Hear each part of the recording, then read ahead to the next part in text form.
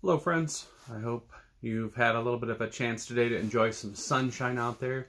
As we speak, Hannah is out on a massive scavenger hunt.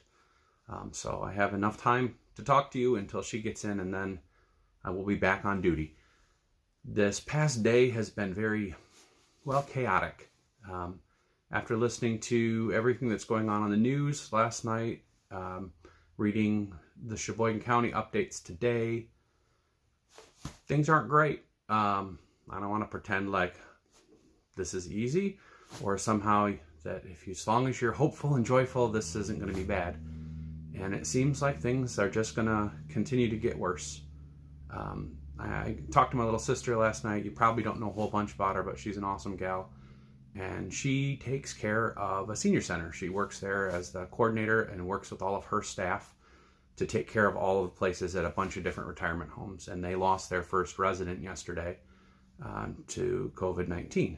And the poor thing, my sister is incredibly strong, but has to go back to work today and has to tell her employees that they have to keep helping out these folks. And they're worried that, especially in these retirement communities, that this is going to spread if it's not locked down quickly. And I asked her what she's doing. Do you have the gear you need? And she said, no, we don't have enough of anything. And this is in Michigan. And it really threw me for a loop. I don't know what else to tell you. We talked on the phone as just because she needed to talk, because she needed someone to hear what she's going through to understand. And her biggest fear, which is the same fear I have, is that she'll get it, and while she'll be fine, she'll give it to somebody else. I worry that if I get into contact with any of you and I somehow am asymptomatic, you'll get sick and I'll be fine, or that Hannah would get sick and I'll be fine. And there's just no way around that. It's part of what this is. But I don't want to leave you just completely, oh, things are terrible. It's going to get worse. It will. It absolutely is going to get worse.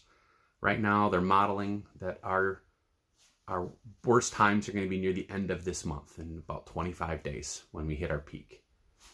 I mean, there's a thing called anticipatory grief, where you start running it through your head of how bad it's going to get, and then you get anxious about it. If you don't have any of that and you've got a solution to not do that, please let me know.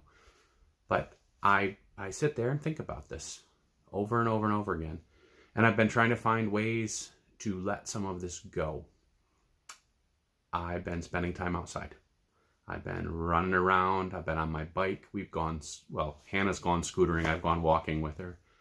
I've been cooking. I've been working on services and all this kind of stuff. And as soon as I quit doing it, it's right back. So I've made it a point. I check the news in the morning, listen to my normal morning routine, and then I do not look again at the news until after dinner, because otherwise I start checking it every 5 minutes just to see if something's changed. And A, I can't do anything by checking the news, and B, it's not good for me. So I'm going to encourage you to do the same. Pick a time or 2 times during the day when you're going to look at the news. Don't keep listening. Don't keep watching, because it will get scarier, and I get that. So I want to just leave you with a passage that keeps coming back to me over and over again, that reminds me not that somehow God's going to snap fingers and gets better, but that I don't have to do this alone, and that we do not have to struggle and suffer by ourselves. In the Gospel of Matthew, it reads, "Come to me, all you are heavy and carrying heavy burdens, and I will give you rest. Take my yoke upon you and learn from me, for I am gentle and humble in heart, and I will find rest for your souls. For my yoke is easy and my burden is light." That yoke and the burden that Jesus talks about is not a magic thing. It means the teachings to follow are to love one another, which means that's what we do.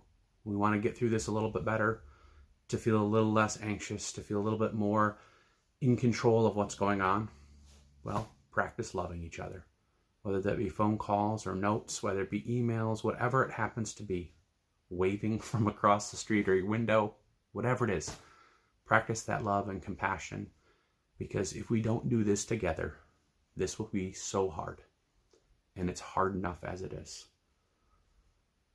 So take a deep breath. Make sure you take care of those who are taking care of you. Say hello to your neighbor from a distance, and make sure in all that you do, you love one another. We'll see you soon.